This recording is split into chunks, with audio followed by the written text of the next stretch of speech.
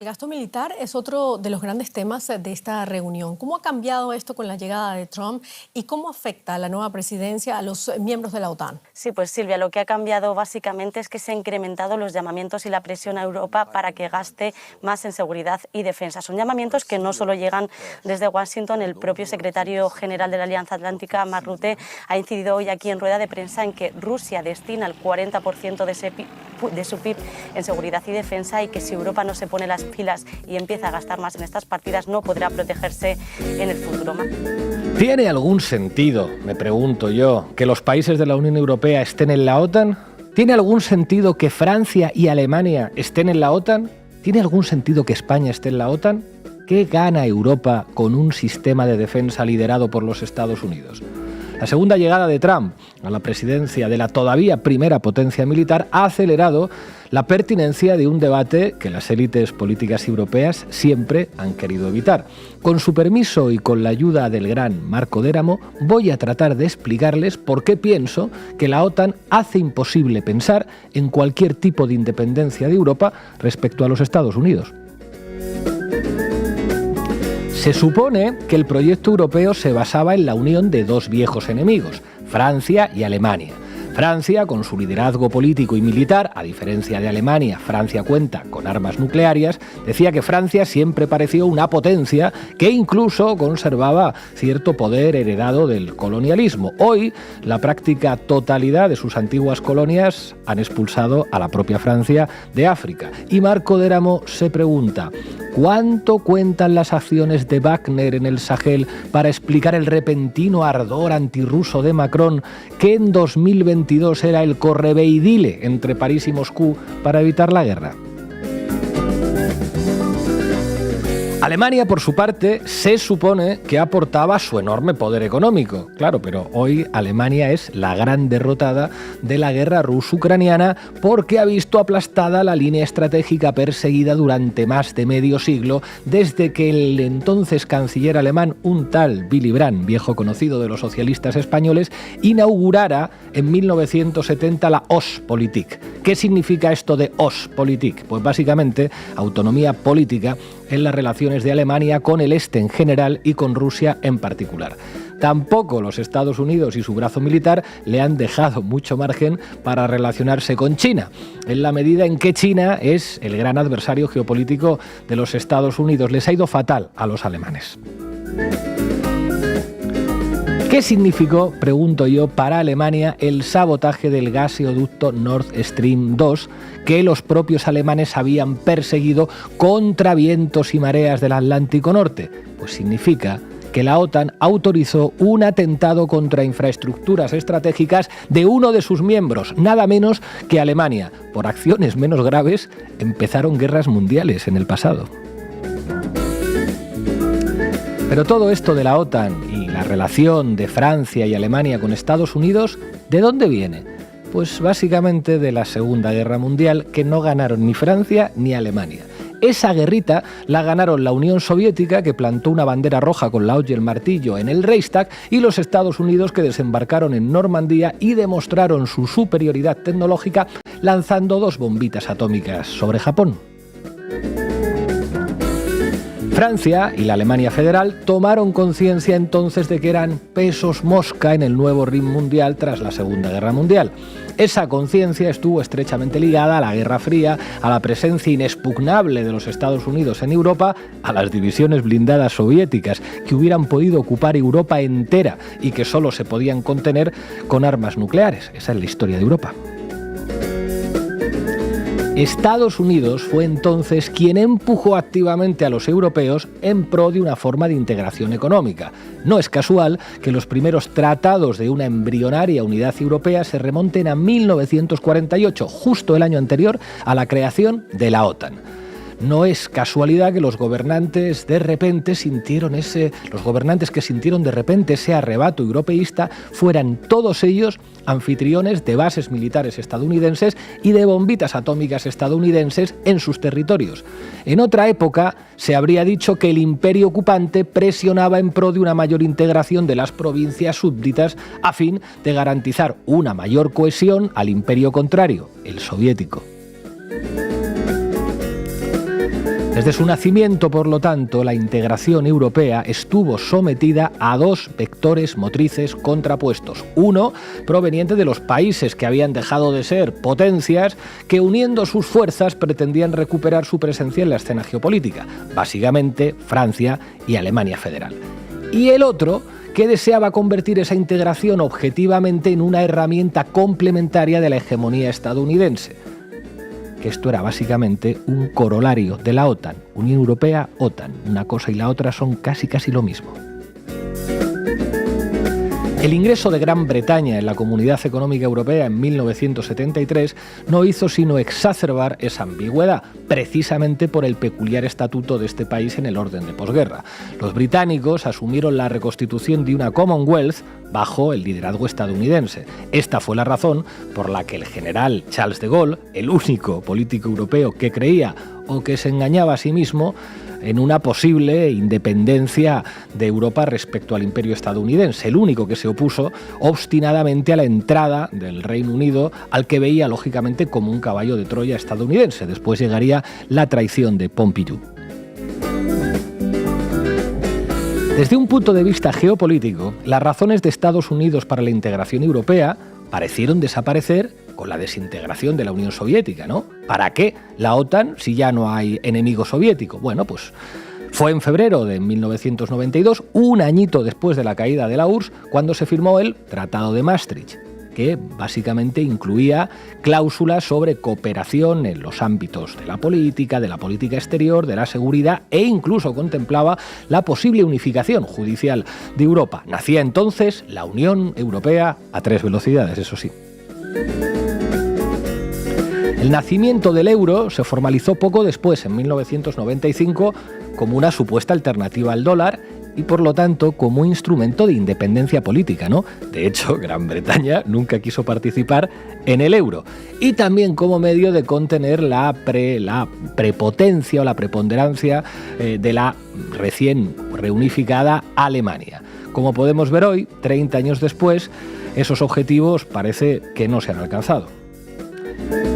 ¿Por qué? Pues porque el dólar tiene tras de sí no solo la potencia económico-financiera de los Estados Unidos, sino también su potencia militar. En cierto sentido, su arsenal atómico es la parte más importante de sus reservas de oro, un poder al que el euro pues, no tenía ni tiene absolutamente nada que oponer. El euro, de hecho, ha aumentado las desigualdades entre los países que se han adherido a él, porque al imponer una moneda única ha revalorizado las monedas débiles y devaluado la fuerte, que era el marco. De este modo, los bienes producidos por la industria alemana se han vuelto asequibles para clientes que antes no podían permitírselos y así Francia, España o Italia han visto cómo se hundían sus industrias automovilísticas y su sector de producción de bienes electrodomésticos. Fue genial el euro. Como corolario del final de la Guerra Fría, la Unión Europea empezó a ampliarse a pasos agigantados, anexionándose a países huérfanos del Comecon y del Pacto de Varsovia. La mayoría de estos países excomunistas pues tenían mucho más cariño a los Estados Unidos que a Francia y Alemania. Genial. ¿Y qué decir del proyecto de defensa común europea? Pues que siempre chocó, y sigue chocando todavía hoy, con la negativa de Francia a compartir el control de su arsenal atómico con otros estados, en particular con Alemania. Alemania, tú no toques mis bombas nucleares. Y claro, por su parte, Alemania siempre se ha negado, y todavía se niega hoy, a proceder a la integración económica para mantener su estatus de supremacía. La libre circulación se limita a las mercancías, pero la libre circulación de capitales ya es bastante más problemática, como ha demostrado a su costa los extranjeros que querían hacerse con el control de los bancos o las compañías de seguros alemanas. No les han dejado a los alemanes, muy europeos menos para esto. Y en esas no llegó Fidel, llegó la invasión de Ucrania por Rusia. Durante décadas, Estados Unidos había presionado a Europa para que redujera su dependencia energética de Rusia y la aumentara de Estados Unidos, que entre tanto se había convertido en el primer productor mundial gracias al gas de esquisto extraído con la tecnología altamente contaminante del fracking. Fue precisamente la guerra la que desplazó el centro de toma de decisiones de la Comisión Europea al alto mando de la OTAN. ¿Recuerdan que en 2019 Macron llegó a decir «La OTAN se halla en estado de muerte cerebral»? Pues la Unión Europea se ha convertido en la correa de transmisión de la OTAN, cuando no en la rueda de repuesto respecto a la totalidad de los asuntos esenciales, empezando por el gasto militar y el suministro de armas. La guerra de Ucrania ha sido un drástico menosprecio de Europa por parte de Estados Unidos, una reafirmación perentoria del imperio y también del servilismo europeo. Servilismo que hace risibles o hipócritas todas las preguntitas desconsoladas y sentidas que oímos una y otra vez. ¿Por qué Europa no tiene una política exterior común? ¿Por qué Europa no tiene una defensa común? ¿Por qué no habla Europa con una sola voz, por ejemplo, de Gaza y de Israel? Pues es evidente, amigos. Y claro, ahora los dirigentes europeos se han visto desplazados por el giro de 180 grados que Trump ha dado a la guerra, encontrándose así en la incómoda posición beligerante de quienes son más papistas que el Papa. Ole tú. ¿Qué maldito sentido tiene seguir en la OTAN? ¿Puede Europa ser militarmente soberana? Pues yo digo que sí, que por supuesto, pero para eso habría que socializarle a Francia sus armas nucleares y hacer públicas todas las grandes empresas europeas. ¿Una Europa socialista con armas nucleares? Suena fuerte, pero frente al fascismo y frente a cualquier amenaza es lo que tocaría. Bienvenidos y bienvenidas a La Base. La Base, con Pablo Iglesias, Irene Zugasti, Manu Levín e Ina Afinogénova. Me dicen aquí los compañeros, y la no proliferación de armas nucleares, claro, para eso tiene todo el mundo que dejar sus armas nucleares. Eso tiene que ser una cosa colectiva. Mientras el enemigo tenga armas nucleares, parece suicida no tenerlas. Volviendo a Fidel, él quería los misiles en Cuba, no solamente porque fuera un cubano lleno de testosterona, sino por sentido geopolítico. Irene Zugasti, ¿qué te cuentas? Ay, Fidel. Bueno, pues vamos a darle un repasito a cómo están las cosas ahora mismo en Europa, cuáles son las encrucijadas que se le plantean y por qué estamos hablando no solo nosotras, sino todo el mundo de esa debilidad y de esa supuesta soberanía europea que a buenas horas mangas verdes. Manu Levín, qué suerte tienen hoy en el grupo Prisa de que vayamos a hablar de la OTAN y de Europa, porque está la progresía, en fin, que no se sabe si Pepa Bueno va a seguir de directora. Están dando palmas. Comentando ayer, cuando decidíamos el tema de este programa, decíamos, ¿no?, que un líder asiático había afirmado que Estados Unidos no invadió Irak porque tuvieran armas de destrucción masiva, sino porque no las tenían y que por eso les invadieron. En fin, vamos a ver hoy qué es lo que está diciendo la derecha mediática y sobre todo la progresía mediática en este país sobre la OTAN. ¿Qué te parece esto, Ina? Estados Unidos no invadió Irak porque tuvieran armas nucleares, porque tuvieran armas de destrucción masiva, sino porque no las tenían. ¿Por qué no toca a Corea del Norte, no? Algo estará haciendo el Kim Jong-un y la familia, ¿no? Lo estaba haciendo también probablemente. Bueno, vamos a hablar de esas negociaciones entre Rusia y Estados Unidos en las que Europa vuelve a no pintar nada y vamos a hablar del kit de la cuestión, ¿no? En torno a qué se está organizando todo, que no es la paz, son dinerito, recursos. Y hoy en La Base vamos a hablar un poco de italiano y vamos a tener de invitado nada más y nada menos que a Marco Teramo, un intelectual italiano que ha escrito un articulazo que hemos sacado en Diario Red, que pueden ver en Diario Red, sobre la situación histórica de Europa que he usado para esta introducción y quédense a escuchar lo que le vamos a preguntar porque es un verdadero fuera de serie. Arrancamos, Xavi. La Base de datos. Informa Irene Zugasti. Dispara, compañera. Buenas tardes, Pablo. Pues vamos a empezar con una pregunta. ¿Qué es Europa? Usted, si nos está viendo desde el viejo continente, ¿se siente europea o europeo? ¿Y en qué consiste ese sentimiento? ¿Qué le produce? Y si nos están viendo desde más allá, ¿podrían ustedes decirnos qué es Europa? Bueno, no se preocupen si esto es causa confusión. Nosotros estamos haciéndonos la misma pregunta.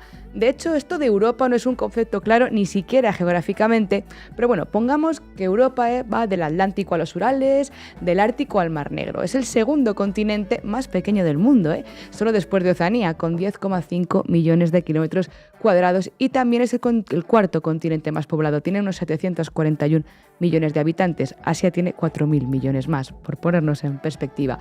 y la población europea es la más envejecida del mundo. Si en 1950 1 de cada 13 europeos y europeas será mayor de 65 años, en 2035 lo será 1 de cada 4.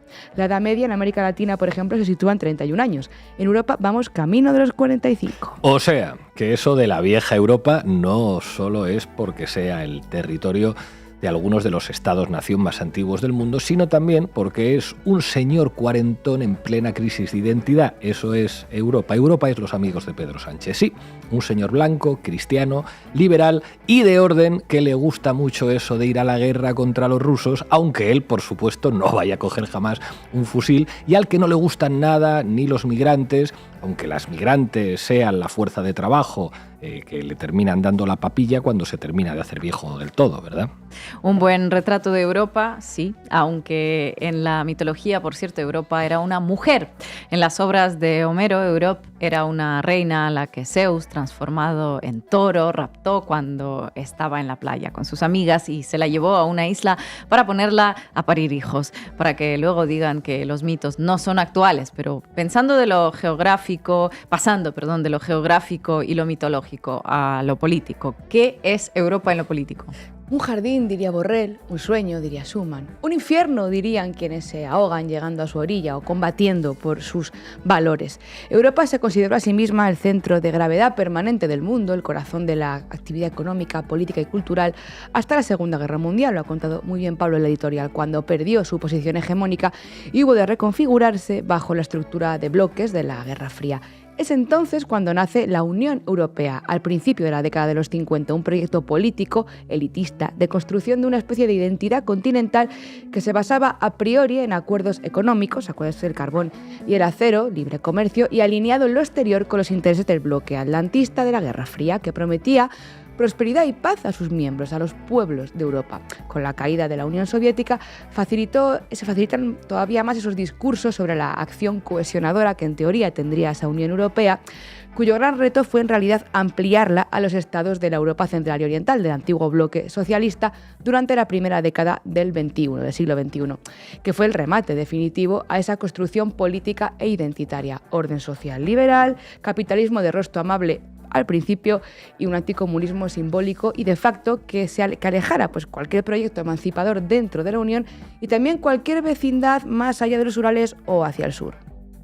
La democracia en Europa funciona solo como promesa. De hecho, el Parlamento Europeo es uno de los más grandes del mundo, pero en realidad no decide prácticamente nada. Lo que se llama proceso de codecisión para tomar decisiones en la UE es en realidad un ejercicio de poder y refrendo de la Comisión Europea, donde los grupos parlamentarios europeos tienen voz y un debilísimo voto. En Europa mandan los grupos de poder que viven alrededor de las instituciones del barrio europeo de Bruselas y las decisiones no se toman en los parlamentos, sino en las reuniones de los despachos de Place Jourdan. Por no hablar, en política monetaria, de ese leviatán en forma de zona libre de cualquier tipo de democracia, a mí que me registren, que es el Banco Central Europeo. La encrucijada actual de Europa tiene varios síntomas, tanto a la interna como también y sobre todo los que se están evidenciando a la externa, en política exterior. El más obvio es su impotencia ante el cambio de timón en Washington con la llegada de Donald Trump, que ha revelado pues, su seguidismo de la agenda estadounidense y la falta de un proyecto propio, coherente, unificador de las diferentes voluntades. No se puede vivir mucho más tiempo de la retórica de los valores europeos cuando ha sido manifiesta su mansedumbre ante Israel, por ejemplo, frente a su agresividad contra Rusia, o la crudeza de su política de fronteras y fortalezas que decide a quién se ahoga en el Mediterráneo, por ejemplo, o quién se salva según el color de su piel, su país de origen o el signo político de quien quiere pasar nuestras fronteras. Dos estados se han enfrentado siempre en esa pugna por liderar el proyecto europeo, Francia y Alemania. Francia intenta ponerse a la cabeza de la dirección de la Unión Europea, ahora que además Alemania está tocada, y Macron vuelve a desempolvar sus sueños en materia de defensa y unidad militar europea. Sí, pero antes de Macron vamos con Alemania primero, ya que como esta misma semana han sido sus elecciones, se lo contábamos en la base del lunes, tal y como analizaba Rafael Poch, Alemania mantiene firme su rumbo ¿hacia dónde? Pues hacia el fracaso europeo. Si en 1990 nos hubieran dicho que la sociedad más antibelicista de Europa, reunificada gracias a la buena voluntad de Moscú, volvería a las andadas como líder mundial en el apoyo a un nuevo genocidio, enviando sus Leopard sobre las huellas de sus Tiger y sus Panther de la Operación Barbarroja, Y animados por sus socialdemócratas, verdes y conservadores, todos unidos en su pasión guerrera ante el peligro ruso, pues nos lo hubiéramos creído. Bueno, pues eso es precisamente lo que está ocurriendo ahora. Parece que el nuevo Bundestag será una cámara unificada para el rearme que coincide con lo que les contábamos el lunes aquí mismo. Alemania se precipita a su propio hundimiento. El canciller federal de BlackRock, Friedrich Merz, y sus socios socialdemócratas pueden exclamar ahora, como el Kaiser Guillermo en el verano de 1914, ya no conozco partidos, solo conozco alemanes. En materia económica ya les dijimos que la locomotora alemana es más bien un Twingo y además diésel. Pero esta contracción económica no se puede limitar solo a Alemania, que se lleva la peor parte, sí, sino que tendríamos que tener un poquito de mirada larga porque la competitividad económica de Europa en general también se resiente. El economista Juan Torres describe todos los dolores de la eurozona que no levanta cabeza. Crisis energética, desindustrialización acelerada, pérdida de competitividad, retraso tecnológico, todo ello conforma un cóctel envenenado que produce una parálisis productiva y también un retraso frente a las demás potencias. Si tomamos como referencia el crecimiento del PIB europeo de los últimos 15 años, incluyendo el de Reino Unido antes del Brexit, este solo aumentó un 21%. En el mismo periodo, en los Estados Unidos aumentó un 72% y en China un 290%. Hay varias explicaciones para esto. La principal, que las únicas recetas económicas hayan sido políticas favorecedoras para la élite europea, para los bancos, los grandes capitales y grandes corporaciones, y no precisamente por la capacidad de estos para innovar o generar riqueza, sino por su enorme poder y la fuerza de su lobismo. Ni la gran recesión ni la pandemia del COVID sirvieron para replantearse a quién había que salvar ni cómo debió operar esos mecanismos de solidaridad y apoyo mutuo que teóricamente tenían la base, ¿no?, del fundamento de la cohesión europea. En el primer caso, en la gran recesión, se rescataron bancos, cajas de ahorro, grandes empresas, ¿cómo? Pues a costa del austericidio y a costa del Estado social y de la humillación a países del sur, como Grecia. En el sur pedimos solidaridad y encontramos normas, techos de gasto y regulaciones que no habíamos votado. Durante la pandemia, mucho más reciente, donde se hubiera necesitado potentes políticas redistributivas o de compensación, se planteó incluso abandonar a los países del sur de nuevo, y el mecanismo final, esos fondos Next Generation, han terminado siendo una transferencia de capital público ¿a quién? Pues a las grandes empresas privadas. Como reportaba hace poco El Salto con datos del Centro de Estudios ESADE, para España, en concreto, analizaban en detalle cuál había sido el destino de esos fondos. Agrupando los receptores de licitaciones y los de subvenciones, las entidades privadas se llevaban cerca de 29.000 de los 32.900 millones que se han concedido hasta el momento en España. Es decir, que el conjunto de empresas se lleva el 80% de los fondos, aunque ahí se incluyen también empresas privadas de titularidad pública. Ok, pero si se afina a las empresas de titularidad privada, el análisis total señala que casi 7 de cada 10 euros de los fondos europeos han acabado en manos privadas. Resumen, tu abuelo se murió solo, agonizando en una cama de una residencia porque no había capacidad para trasladarle a un hospital público, y mientras un puñado de criminales, Ayuso, Koldo, Luceño, Medina, etc. Y tantos otros súcubos de la contratación pública, se hicieron ricos vendiendo material y trapicheando con material médico. ¿Y el dinero de Bruselas, quién se lo ha quedado? Pues Florentino, por ejemplo. Volviendo a la mirada continental, Sami Nair señala en su nuevo libro Europa encadenada el sistema de corrupción organizada en torno al lobismo de Bruselas y responsabiliza a la socialdemocracia europea y en especial a los socialistas franceses que abrieron las puertas a esa vía neoliberal aliándose con los conservadores. En esta elección reside la debilidad estructural del centro-izquierda europeo que explica también el ascenso del fascismo. ¿Y qué opinan los europeos de ser europeos? ¿Qué preocupa en Europa? Pues bueno, Ina, claro, es que depende de qué Europa hablemos o a qué europeas preguntemos, porque aunque algunos hayan aprendido ahora eso de la Europa a 2 o 3 velocidades, el otro día lo contaban en La Sexta como si fuera, wow, un análisis novedoso, el hecho es que claro que hay intereses absolutamente contrapuestos, no ya divergentes, según regiones y según posiciones políticas, lógicamente. No pueden preocuparle lo mismo la cuestión del coste de vida a un luxemburgués que a una búlgara, por ejemplo, ni la vecindad sur le importará igual a un italiano que a una sueca. Del mismo modo ocurre con los suministros de energía, con los sistemas educativos o de sanidad, etc. Por eso es inexplicable que aquí en España, el país más al sur de Europa, donde tenemos un distinto esquema de dependencia energética, donde tenemos vínculos y relaciones clave con América Latina, donde tenemos un modelo de Estado social mediterráneo, estemos comportándonos como si fuéramos un país exsoviético, como si fuéramos un Estado acomplejado báltico o como si tuviéramos en nuestra espalda el rencor histórico de los polacos. con la de retos regionales que tenemos aquí en el Estado español para estar asumiendo los que ocurren al este del continente.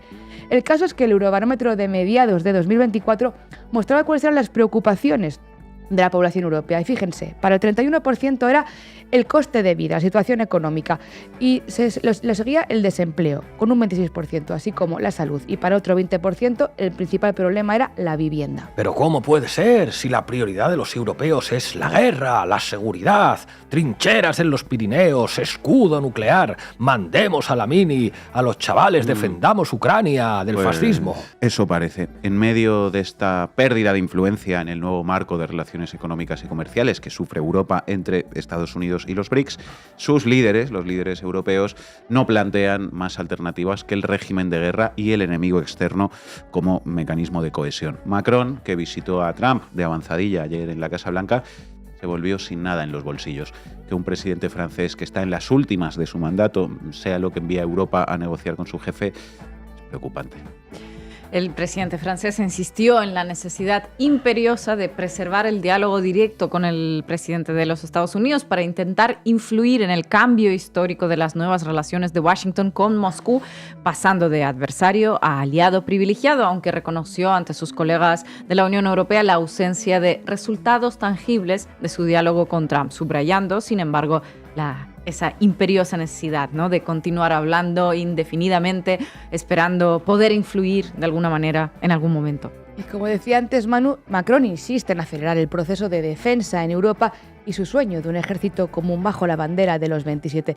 Interesante aquí también el apunte de Rafa Poch sobre ese cacareado ejército europeo, porque durante años los europeos han sido incapaces de realizar nada en materia de cooperación para la defensa, más allá de esa cooperación franco-inglesa en materia de misiles. Del avión franco-germano llevan décadas hablando, pero nada. Elevando al 5% del PIB el gasto militar, los países europeos, pues reunirían ciertamente mucho dinero, pero serían capaces ahora, se necesitarían por lo menos 5 años para que la Unión sea una potencia militar. ¿Y cómo sería? Pues a costa de comerse el Estado social, a costa de nuestros derechos y servicios públicos. Y en cualquier caso, ¿es eso viable? La Unión Europea no entendió cómo y por qué fue arrastrada por Estados Unidos a una guerra subsidiaria contra Rusia y no entiende ahora por qué les han dejado fuera. Europa se ha quedado sola en casa y se debate entre aliarse con la oposición interna contra Trump o intentar volver a ser, como decía Macron, el aliado confiable para Washington al otro lado del charco. Lo que no hace Europa es replantearse su propio destino. Si es que lo hubiera, porque la soberanía europea, que ahora se reivindica desde uno y otro lado, ante la apuesta proteccionista y multilateral de Trump, no es posible en la actual Europa, pero tampoco lo sería para sus estados por separado, porque no todos somos como la resiliente Gran Bretaña. ¿Se acuerdan ustedes del Brexit cuando les decíamos a los ingleses que les iría peor sin Bruselas? Bueno, pues los ingleses tampoco se acuerdan.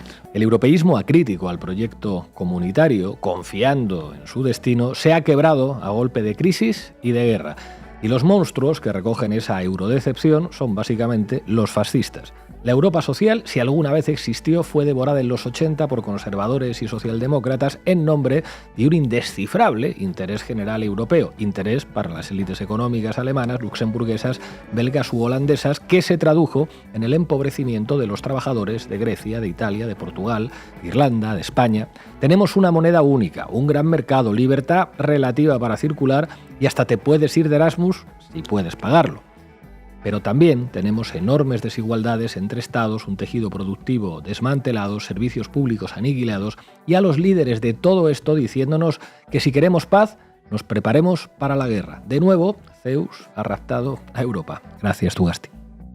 Si Europa no tiene ahora capacidad de decisión es porque las élites europeas, cuando hace 3 años pudieron decidir poner todos los esfuerzos para la negociación diplomática para la paz, decidieron someter a Europa a los intereses económicos y militares de Estados Unidos.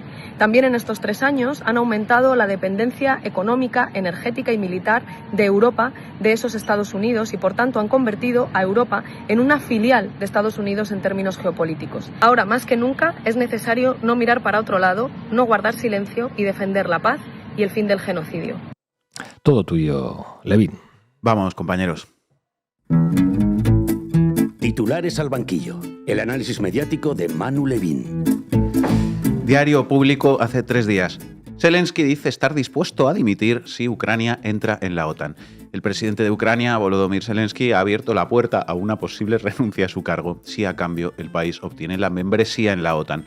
En una rueda de prensa en Kiev, el mandatario aseguró que estaría dispuesto a intercambiar su presencia en el poder por la adhesión de Ucrania a la Alianza Atlántica. Podemos intercambiar esto por la OTAN, con estas condiciones, inmediatamente, afirmó en respuesta a las demandas del presidente de Estados Unidos, Donald Trump, de que convoque elecciones. ¿En serio Zelensky sigue con la zanahoria en el palo de que Ucrania podría ingresar en la OTAN? Pero ¿este hombre en qué año vive? Se equivocó Trump cuando le llamó actor de medio pelo, porque hay que reconocer que, al menos en lo de fingir que aquí no ha pasado nada, el tío es un crack, titán, pirámide, un actorazo. Y ahí lo tenéis en febrero de 2025. R con la estafa de la entrada de Ucrania en la OTAN. El planteamiento según el cual Ucrania tiene que pertenecer a la órbita occidental o atlantista no es diferente del planteamiento según el cual Ucrania tiene que pertenecer a la órbita rusa. Y esa lógica está detrás en buena medida de todo lo que hemos vivido en los últimos años. La estupidez de Zelensky, y lo digo con todas las letras, por dejarse manipular por los europeos occidentales que no saben para dónde van, si hacia Hitler o hacia nada, pelean con sus hermanos eslavos y termina regalando Ucrania a los norteamericanos. ¡Estupidez! Tuiteó hace unas horas el presidente de Colombia, Gustavo Petro, citando una noticia de la Deutsche Welle, medio público alemán, que informa sobre el acuerdo que ha firmado de su puño y letra Zelensky con Trump para entregar a Estados Unidos el control a perpetuidad de los recursos naturales ucranianos. Bueno, el caso es que, más allá de titulares obsoletos como este, que siguen con la falsa promesa de Ucrania en la Alianza Atlántica, que ha costado miles de vidas y la ruina y derrota histórica de Europa, en los últimos días el acrónimo OTAN vuelve a estar en primer plano en el vocabulario mediático por motivos obvios. La constatación de las nefastas consecuencias para Europa de la tutela militar de Estados Unidos se ha vuelto algo difícil de evadir, difícil de ocultar, a raíz de las posiciones expresadas por Donald Trump, y crece el debate sobre la OTAN en la prensa europea. Y el análisis de ese debate mediático sobre la OTAN, vais a ver, es interesante porque ayuda a entender qué cabe esperar al respecto de cada uno de los sectores políticos en Europa. Pues vamos con ello. Ahora que todo el mundo empieza a darse cuenta del problemón que supone para Europa la pertenencia a una organización militar liderada por Donald Trump, ¿qué dice la derecha mediática? ¿Qué dice la progresía? Cuéntanos. Pues vamos a fijarnos en la prensa española. Spoiler, paradójicamente, o no tanto, si uno ha seguido todo esto en los últimos tiempos, la progresía mediática, en España en particular, el Grupo Prisa, es el sector mediático que mantiene el mayor furor atlantista, que si hace un tiempo podía ser criticable desde coordenadas, no sé, soberanistas o de izquierdas, hoy sencillamente ha quedado fuera de época, ¿no? Es como el gramófono, el videocasete y la OTAN, mientras que en la derecha mediática pues sí está habiendo algo más de lugar, vais a ver, para aparentes cuestionamientos a la OTAN. Y veréis por qué digo aparentes. Vamos a empezar con esto, si os parece. ABC, europeos y canadienses, este es un titular que uno puede leer hoy en el ABC, deben unir su defensa fuera de la OTAN. Antiguos generales y expertos advierten de que la crisis transatlántica sin precedentes por el acercamiento de Trump a Putin. La OTAN está capacitada para defendernos de dictaduras como Rusia, pero no de Estados Unidos, alertan. Bueno, estos son el tipo de cuestionamientos que empiezan a aparecer en diarios conservadores en España y Europa, cosa que no es menor, porque titulares como este difícilmente los habríamos visto hace solo algunos meses, incluso semanas, y también aparece la idea que comentábamos antes de basar una hipotética seguridad europea autónoma en la mutualización de los arsenales nucleares francés y británico. Fijaos, ABC, Macron espera negociar con Merz un sistema europeo de defensa sin la OTAN. La matriz de esta idea serían los arsenales nucleares de Francia e Inglaterra. Esta iniciativa en elaboración podría abrir un proceso sin precedentes desde el fin de la Segunda Guerra Mundial y la fundación de la OTAN. Más de ABC, Merz cuestiona el futuro de la OTAN en su forma actual y aboga por la independencia europea de Estados Unidos. El ganador de las elecciones en Alemania, un atlantista convencido, aboga por acelerar las capacidades defensivas del viejo continente. Previamente, el viernes, informa ABC, Merz había adelantado a la emisora pública ZDF que Alemania tendría que aceptar la posibilidad de que Trump no se ciña sin reservas a la promesa de defensa mutua de la OTAN. Según explicó, eso significa que Berlín podría tener que volverse menos dependiente de Estados Unidos, también con respecto a su paraguas nuclear, y abogó por conversaciones con las potencias nucleares de Europa, Francia y Gran Bretaña, sobre una expansión de su protección nuclear. Pues leyendo todo esto podría parecer que a los conservadores europeos les está entrando un arrebato de lucidez sobre la OTAN y las relaciones con Estados Unidos. Podría parecer, efectivamente. Y no son menores, insisto, estos incipientes cuestionamientos, pero uno comprueba la credibilidad que tienen cuando lee otras piezas como esta que os traigo a continuación, en la que, justo después, acto seguido de todos estos titulares, el ABC se pone en la posición contraria y deja entrever que la derecha española presumiblemente a lo que va a jugar es a todo lo contrario, a ver quién es más otanista. ABC, el reto de cumplir con la OTAN sin presupuestos y socios antiatlánticos. Sánchez se comprometió con Biden en 2022 a subir hasta el 2% el gasto en defensa para 2029. El antiatlantismo de los socios como Sumar, Esquerra Republicana o Bildu y la ausencia de presupuestos dificultan cumplir con los aliados. Hay que subir el gasto militar como la OTAN manda y España no va a hacer los deberes por culpa del antiatlantismo furibundo de partidos como Sumar. Furibundo, Sumar, no sé yo.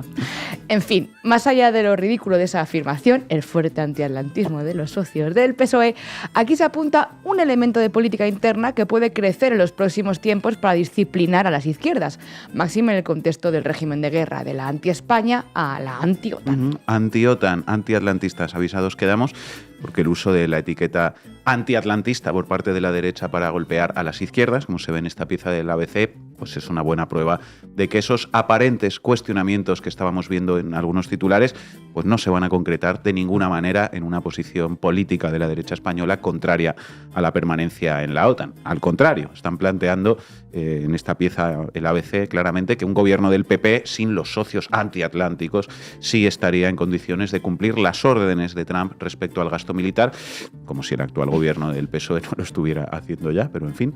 Y hay muchos más elementos todavía en el discurso de la derecha mediática que confirman que la anacrónica reivindicación de la OTAN es y va a seguir siendo su posición real, incluso incurriendo en planteamientos completamente absurdos. Por ejemplo, Onda Cero, la radio de A3 Media.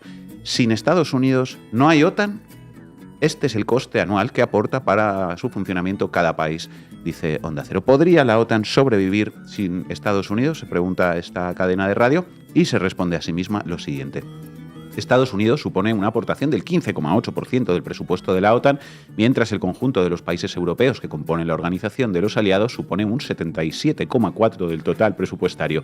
Por lo que, concluye Onda Cero, a pesar de ser uno de los principales países aportadores, la OTAN podría seguir su funcionamiento sin Estados Unidos, aunque con una merma considerable en sus cuentas. De los creadores del plan sin harina y la pizza sin queso, llega la OTAN sin Estados Unidos. La OTAN sin Estados Unidos. En Onda Cero se les olvidó que la OTAN es la organización que se desprende del Tratado del Atlántico Norte, también llamado Tratado de Washington. Tratado de Washington, oigan, ¿qué Tratado del Atlántico Norte seguiría existiendo si el país que está del otro lado del Atlántico Norte, Estados Unidos, cuya propia capital da nombre al tratado, no estuviera en la alianza? Bueno, compañeros, también está Canadá, si es que sigue existiendo después de Trump. Canadá, ya. Canadá y guardar la ropa. La OTAN sin Estados Unidos. En fin, no reírse del ABC, por favor. Intentaremos mantener la compostura. ¿Y la progresía mediática en qué anda? Decías que son todavía más otanistas que la derecha. ¿En serio se puede ser más atlantista que un periódico que se aferra a la OTAN hasta el punto de plantear el absurdo de una OTAN sin Estados Unidos? Se puede. Sí, se puede. Vaya que sí se puede. Y se pueden defender planteamientos aún más absurdos también. Hay margen. Lo que hay en la progresía mediática respecto a todo esto, os cuento, son básicamente tres cosas. Una, presión mediática para que España aumente el gasto militar, tal y como exige el mismo Donald Trump, ante el que se demanda autonomía estratégica. El HuffPost, Grupo Prisa. La OTAN estrecha el cerco a España para que cumpla con sus deberes militares antes de que sea tarde. Rute apunta que el nuevo listón será considerablemente más del 3% y pide un plazo ambicioso para lograrlo. El País, Grupo Prisa. El gobierno duplica el gasto en defensa de aquí a 2029. España va a elevar su gasto en defensa ante las insistencias de la OTAN y de la nueva administración estadounidense. En 5 años, el presupuesto para defensa pasará de 17.523 millones de euros a 36.560, más del doble. Lo cual, según palabras escuchadas en la propia cadena SER, pusimos aquí el corte de Javier Ruiz el otro día, significa literalmente pues desmontar el estado del bienestar. Exactamente, pues disposición y defensa entusiasta en la progresía mediática de la necesidad de desmontar el estado del bienestar para comprar armas por exigencia de Trump. Todo ello, eso sí, presentado como un gesto soberano de autonomía del símbolo mundial del antitrampismo, Pedro Sánchez.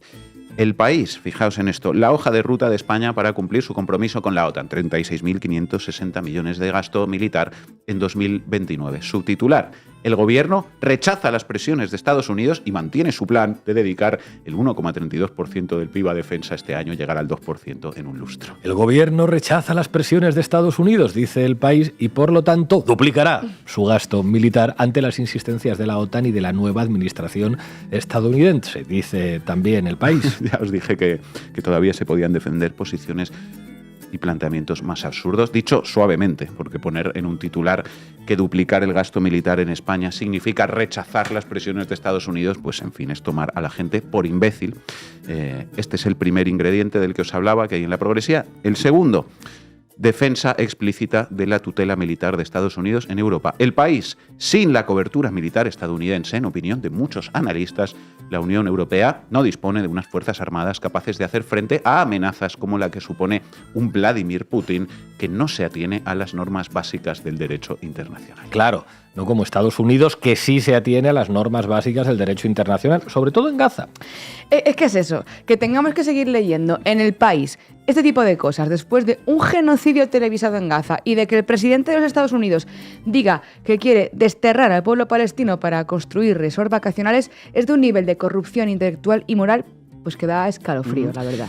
Pero eso, que viva la cobertura militar estadounidense, que sin Estados Unidos no somos nada, y que además, compañeros, vamos con el tercer elemento del discurso de la progresía, que es la violencia mediática contra quienes cuestionen la OTAN. Compañeros, pensar que Europa no pinta nada en la OTAN no es una reflexión que la realidad histórica hace procedente, es una antigua fobia de rojos quemados. El País: Trump atiza la vieja aversión a la OTAN de la izquierda española. El menosprecio de Estados Unidos a Europa refuerza las posiciones contra la alianza de los partidos progresistas, salvo el PSOE, que afirma que el debate no está ahí. Clave aquí, fijaos, el lenguaje, en concreto, esas dos palabras, vieja y aversión. Claro, la crítica a las consecuencias negativas que tiene para Europa encadenar su destino a los Estados Unidos no es una posición de tipo racional, es una aversión. Es una especie de fobia física irracional y además es vieja, ya. ¿Lo que está fuera de época no es que un europeo defienda a la OTAN? Pregunto yo. No, eso es modernísimo, modernísimo. Y continúa El País con la cantinela repitiendo las dos palabras clave. La aversión a la Alianza Atlántica, puntal militar del bloque capitalista durante la Guerra Fría, es en España una vieja divisa de variadas fuerzas a la izquierda del PSOE, especialmente, dice El País, del PC.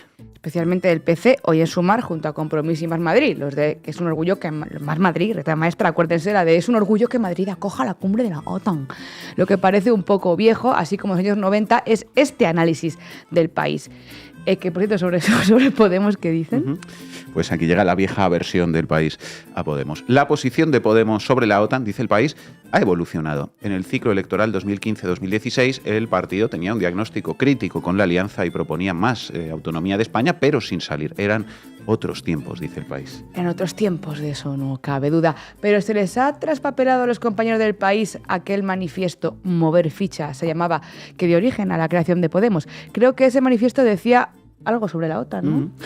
En las próximas elecciones al Parlamento Europeo es necesario que haya una candidatura que se ofrezca a la ola de indignación popular que asombró al mundo. Punto 9.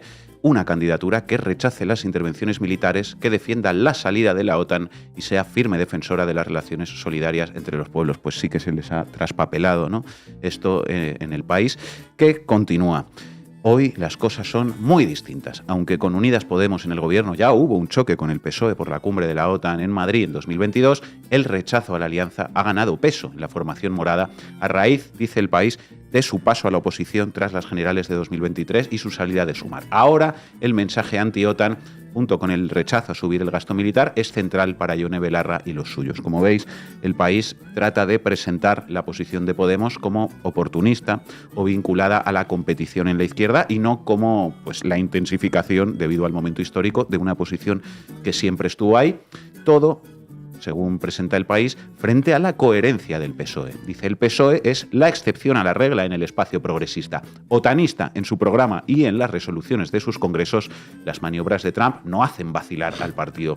No estamos en eso, en replantearnos la OTAN. El debate no está ahí. Estamos con el gobierno en defender la seguridad de Europa y de nuestros aliados. Así que el país presenta la posición contraria a la OTAN de Podemos como cambiante y oportunista frente a la posición coherente del PSOE, otanista en su programa y en sus congresos. Está bien que reconozcan esto, no como cuando dicen que son republicanos, cuando lo cierto es que la salida de la OTAN aparecía en los manifiestos incluso antes de la fundación de Podemos y se ha mantenido siempre modulada según las circunstancias, mientras que fue el PSOE el que ganó unas elecciones en España diciendo aquello de OTAN de entrada, no. En fin, compañeros de prisa, hay que disimular mejor. En cualquier caso, si alguien esperaba que la progresía política y mediática española vaya a hacer algo, lo que sea, para que dejemos de estar sometidos a la bota trumpista, pues que se lea esta pieza del país hablando de la vieja versión a la OTAN y abandone toda esperanza, aunque también hay muchos de prisa que hoy están abandonando toda esperanza. Gracias, Manu. Estados Unidos no cree que el ingreso de Ucrania en la OTAN sea un resultado realista de una solución negociada. En lugar de eso, cualquier garantía de seguridad debe estar respaldada por tropas europeas y no europeas capaces. Si esas tropas se despliegan como fuerzas de paz en Ucrania en algún momento, deberían desplegarse como parte de una misión no perteneciente a la OTAN y no deberían estar cubiertas por el artículo 5. Debe haber además una sólida supervisión internacional de la línea de contacto. Para ser claros, como parte de cualquier garantía de seguridad, no habrá tropas estadounidenses desplegadas en Ucrania. Pues lo ha dejado bastante claro. El guaperas que representa a Estados Unidos. Todo tuyo, Ina. Que no paran aquí. Los guaperas como... de Europa no lo están pillando. Efectivamente. ¿No? Vamos, Xavi. ¿A qué me invitan? El análisis internacional de Ina Afinogénova. Los acontecimientos que se han dado en los últimos 3 días habrían sido totalmente impensables hace tan solo unos meses, si es que podemos hablar de algo impensable tal y como está el mundo desde hace unos años, que me lo digan a mí, ¿no? Fijaos, Estados Unidos y Rusia coinciden en su votación en la ONU en tan solo una tarde 2 veces. Primero votan juntos en contra de la resolución que condena la invasión rusa de Ucrania, porque, ojo, la administración Trump solicitaba un texto que no contenga una denuncia explícita de Moscú. Luego, Rusia, China y Estados Unidos votan de nuevo juntos a favor de otra resolución que pide el fin de la guerra en Ucrania. Durante la reunión bilateral con Macron, que ha dejado estas memorables imágenes, Trump se niega a tachar a Putin de dictador, justo después de decir que Zelensky es un dictador sin elecciones. Ojo a esta reacción de Macron. Y no para de insistir en que las negociaciones con Rusia van por buen camino. Sorprende con la primicia de que Putin no estaría en contra de un despliegue de pacificadores europeos en Ucrania. Dice que Estados Unidos tampoco, aunque eso sí, sin garantías de seguridad, ni el paraguas de la OTAN al país invadido, ni nada. Y para no permitir que no sigamos con la boca abierta, sorprendentemente, Macron, de quien se esperaba que iba a convencer a Trump para que siga el curso de Biden en la guerra ruso-ucraniana, afirma que es el momento de recuperar el diálogo con Putin. Y claro, una se pregunta, ¿qué está pasando aquí? ¿A qué viene todo esto? ¿Qué está en juego? ¿Y dónde queda Europa en este esquema? Bueno, Europa parece, como decía el otro día el experto en el espacio postsoviético Anatol Lieven, el coyote en los dibujos animados del Correcaminos, por estas situaciones en las que el personaje sigue corriendo sin tener suelo debajo de sus pies hasta que se da cuenta y acaba por caer. Más o menos así parece estar quedando Europa en todo este asunto de la guerra de Ucrania. Sigue corriendo en dirección a no se sabe muy bien dónde, sin suelo debajo. El muy probable futuro del canciller de Alemania habla de la necesidad de una alianza militar alternativa a la OTAN en Europa. Kaja Kallas pide la entrega a Kiev de más armas para Ucrania y la confiscación de los 300.000 millones de activos rusos congelados que los miembros de la Unión Europea temen aprobar por el riesgo de ahuyentar a los inversores. Macron sugiere por su parte el despliegue de soldados y luego se ve obligado a recular porque no parece que nadie esté dispuesto a sacrificar a sus soldados por mucho que se hable de una guerra existencial. Uno observa todo esto y se queda con la sensación de que no hay nadie al timón de un barco que se está hundiendo. Y en medio de toda esta confusión y en medio de todo este naufragio, emerge Donald Trump sin garantías de seguridad para Ucrania, ni para Europa y tampoco para Rusia, digan lo que digan, y con un deal que consiste en que Ucrania ponga los recursos naturales que le quedan a disposición de los Estados Unidos. Un deal que Zelensky parece estar dispuesto a firmar pasado mañana, que se dice que se va a desplazar a Estados Unidos, aparentemente para ver a Trump y, entre otras cosas, pues firmar ese acuerdo. Recapitulemos, o sea que 3 años después del inicio de la guerra existencial, descubrimos que los señores de la guerra de bandos enemistados no perdieron la costumbre de llegar a acuerdos beneficiosos económicamente a espaldas de pueblos enteros. Tenía razón Lindsey Graham, fue presentado por todos, acuérdense, como un lunático, cuando dijo que esta guerra iba de lo de siempre, de dinero. Tenía razón, y en estos días se están revelando ya los contornos de ese futuro acuerdo. Recuerden que en septiembre Volodymyr Zelensky presentó un plan de victoria de Ucrania que entre sus varios puntos ofrecía a los aliados occidentales explorar juntos los supuestamente enormes recursos naturales que albergaban las tierras ucranianas. Quedó un poco en el olvido, pero aparentemente no para Trump ni para los republicanos, que se aferraron a un solo punto del plan para la victoria, que tiene muy poco que ver con la victoria de Ucrania y mucho con un saqueo colonial de sus recursos.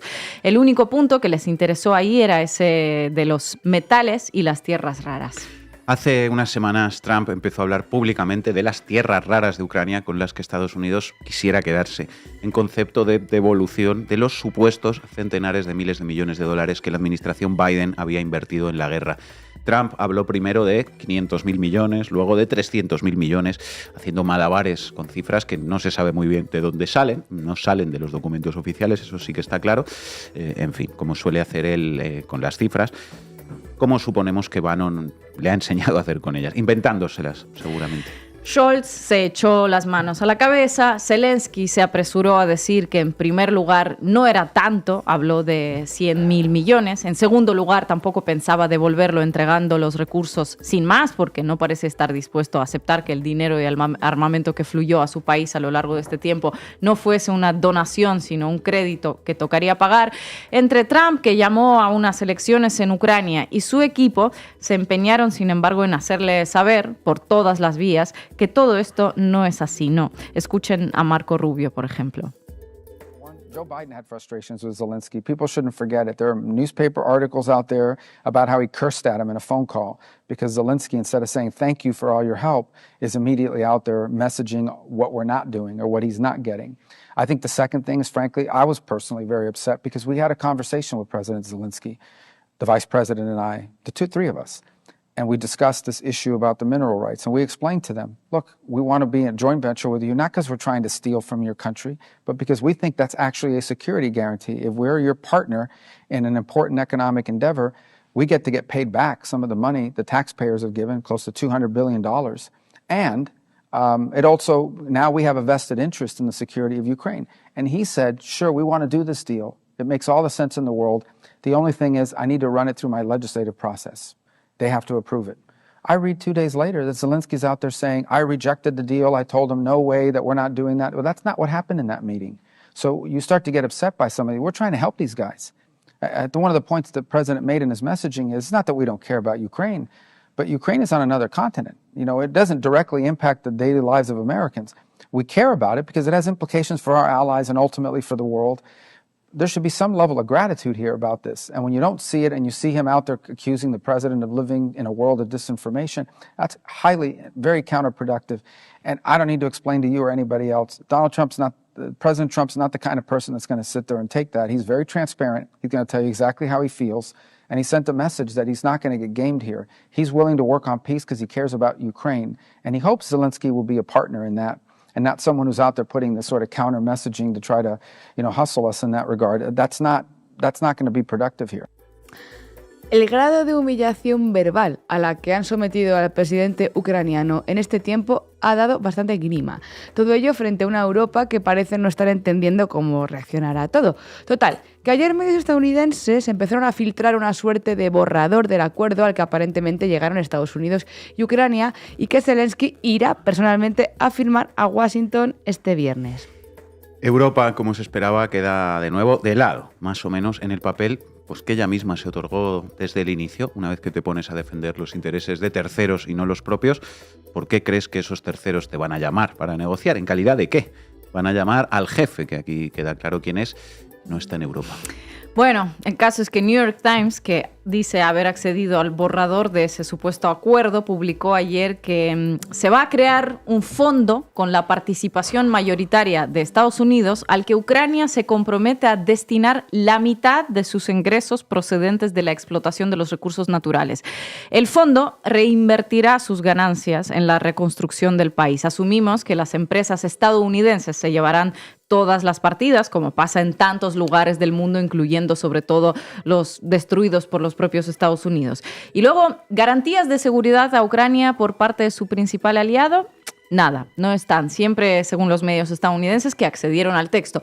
En fin, las mismas garantías que tuvieron países como Irak o Afganistán después de sus respectivas invasiones, solo que en este caso no han sido los Estados Unidos los encargados de destruir el país directamente. Ese trabajo esta vez se lo han dejado a Rusia. Es decir, la mitad de lo que el país pueda generar una vez acabe la guerra irá a una vaquita, lo que en España llamamos un bote, para Estados Unidos, de la que Estados Unidos podrá quizá pagarle algo a sus multinacionales para que hagan algo en Ucrania. Si Ucrania es víctima de una nueva invasión o de cualquier otro tipo de ataque híbrido, será cosa de Europa ayudarle a defenderse o dejarla caer. ¿Es lo que va a firmar Zelensky a Washington? ¿Y a cambio de qué va a firmar esto? Bueno, lo dice Donald Trump, a cambio de que Europa, si quiere, le ayude y a cambio de todo ese armamento que fluyó a Ucrania, ¿no? Ahora, si alguien piensa que Rusia sale ganando algo de toda esta situación, esperen, porque como colofón de todo esto, el lunes Vladimir Putin también hizo una serie de declaraciones. Y la sensación es que los dos países, Rusia y Ucrania, uno más desangrado que otro, están compitiendo por ponerse a disposición de Estados Unidos y hacerle entrega de sus recursos. Como intentando contraprogramar la visita de Zelensky y el posible acuerdo entre Estados Unidos y Kiev, el presidente ruso dijo que él también tenía tierras raras, muchas más que en Ucrania. Que las tenía en los nuevos territorios. ¿Qué territorios hablamos? Ocupados y en todo el país, y Rusia está dispuesta a convocar a los aliados extranjeros, entre los que parece incluir a los Estados Unidos, a su explotación.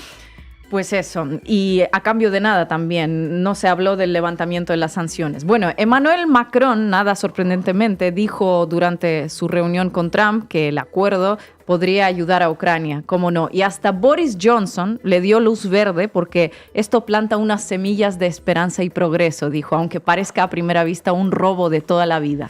A ver, Boris, ya sabes tú mejor que nadie que si camina como un pato y tiene pico de pato. Vamos, que en cuanto se empezó a hablar de un reparto de los recursos naturales de Ucrania y una posible llegada de los de Rusia, pues ya no les parece tan mal el acuerdo ni a Zelensky, ni a Johnson, ni a Macron, ni a Putin, ¿verdad? Y noticias de última hora también, que Europa le ofrece a Ucrania su propio acuerdo referente a los recursos naturales, que desde luego es mucho más justo que el acuerdo que les propone Trump. Con todo ello, lo que más resuena es que en ningún momento nadie hable de paz ya. Se está hablando de la plata, de los recursos naturales que ni siquiera están probados y para la explotación de los cuales no está ni la infraestructura hecha. Se está hablando de una derrota europea, del cambio de paradigma, pero en realidad todo va de lo mismo de siempre. Ya nos lo dijo Lindsey Graham, del dinero.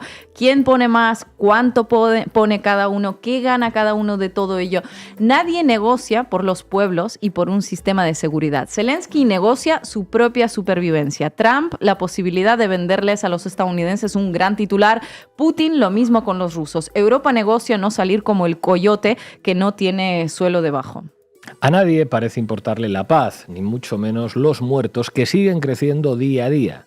Es así una vez más, al igual que pasaba con Biden. Me temo que esta guerra se puede quedar en esta etapa, la de los cálculos, hasta que Donald Trump se canse y se dedique a otra cosa. Rusia seguirá con su economía de guerra y sus lentos avances, y Ucrania quedará a merced de Europa, que aunque Estados Unidos le dé la espalda, no abandona el belicismo y sigue invirtiendo miles de millones en más armamento para que otros se maten, a costa de su propia población, a la que le hurtan servicios sociales, sanidad y educación. Luego, para sorpresa de nadie, ganará la ultraderecha. Gracias, compañera.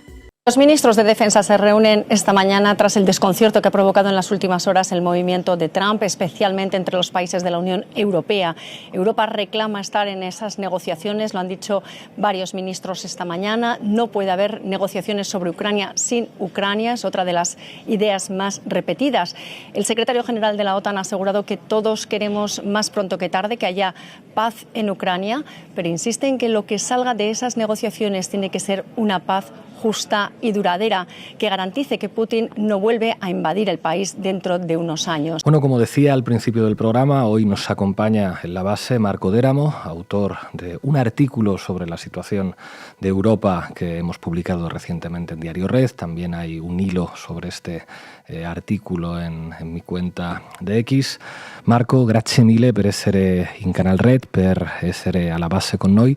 Ti voglio fare questa domanda molto aperta. Quale sarebbe adesso la situazione geopolitica d'Europa dopo la guerra russo-ucraniana e dopo la seconda vittoria di Donald Trump, che è ancora una volta nel controllo del potere politico americano? Ti chiedo una risposta di 6-7 minuti per capire come vedi questa situazione. Prima di tutto, di solito i discorsi sull'Europa nascono da un malinteso, cioè nascono dal malinteso che l'Europa sia un'entità indipendente. E questo deriva dal fatto che gli Stati Uniti hanno questa peculiarità di essere stati per 80 anni un impero che ha negato di essere un impero. Anche se chiedi ai cittadini americani se sono cittadini di un impero, ti risponderanno di no. E gli europei lo sanno astrattamente che l'impero americano è una però poi alla fine non ci credono. Tant'è vero che stanno sempre a lamentarsi di non avere una difesa comune, di non avere una politica estera comune. Ma è chiaro che se tu sei in una provincia di un impero, sei suddito di un impero, l'ordine che è uscito dalla seconda guerra mondiale, della prima e della seconda guerra mondiale, è stato quello dell'affermarsi dell'impero americano. Se sei questo non puoi decidere la politica estera e la politica difesa, anzi sono le due cose che proprio non puoi decidere. Diciamo che quel patto che c'era sempre stato fino adesso era stato che gli stati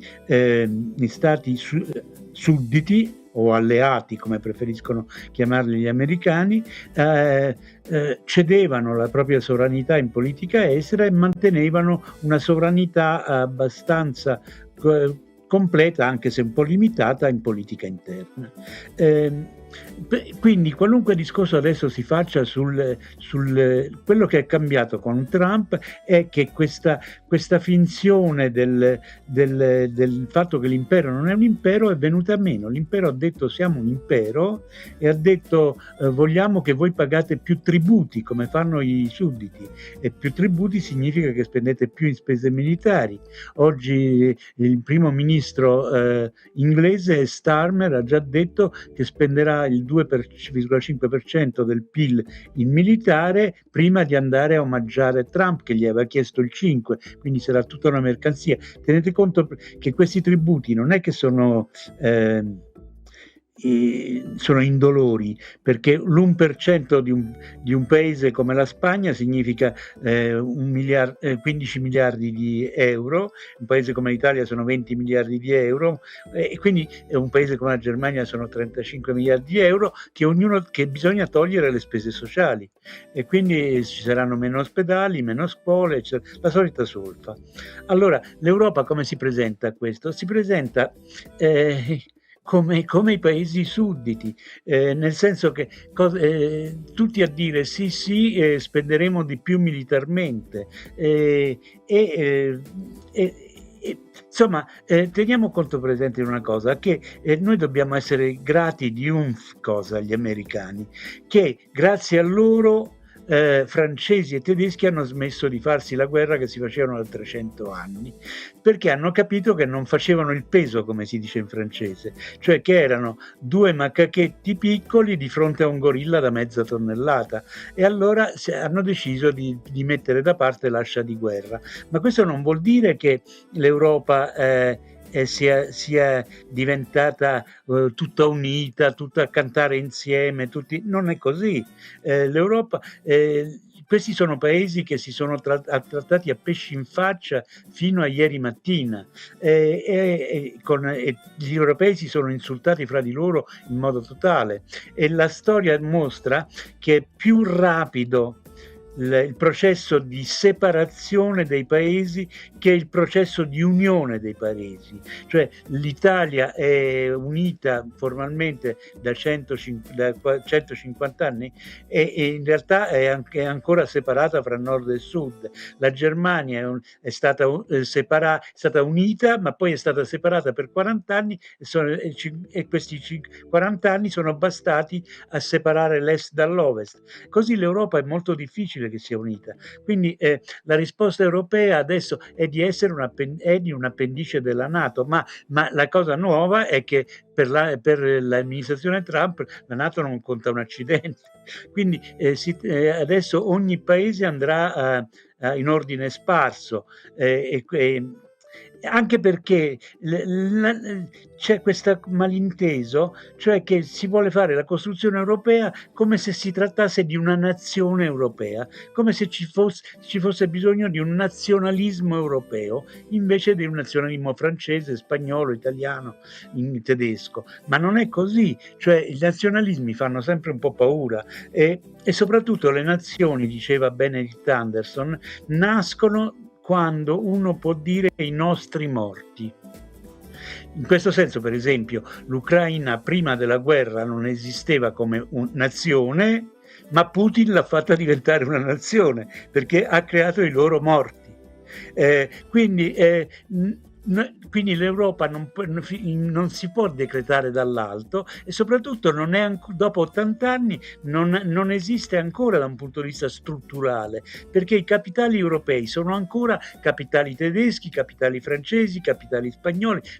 Quando una banca italiana vuole comprare una banca tedesca, i tedeschi rispondono no, e viceversa.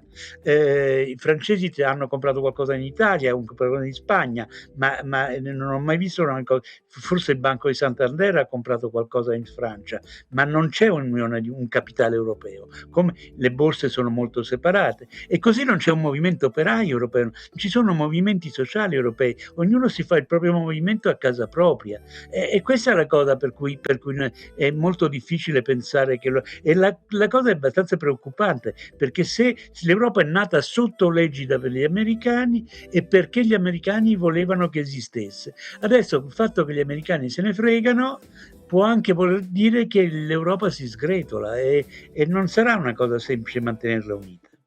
Marco Teramo, ti ringrazio tantissimo per essere con noi alla base. A presto. Grazie a te. Llegamos al final del programa. No olviden hacerse socios de la base en este QR que tienen aquí, a mi izquierda. Seguiremos haciendo programas muy interesantes esta semana. Síganos. Hoy vamos a terminar con un tema que forma parte de la banda sonora de un peliculón de Stanley Kubrick, Teléfono Rojo, Volamos hacia Moscú. En inglés era algo así como Doctor Strangelove. La canción, el tema se llama The Bomb Run. Hasta mañana.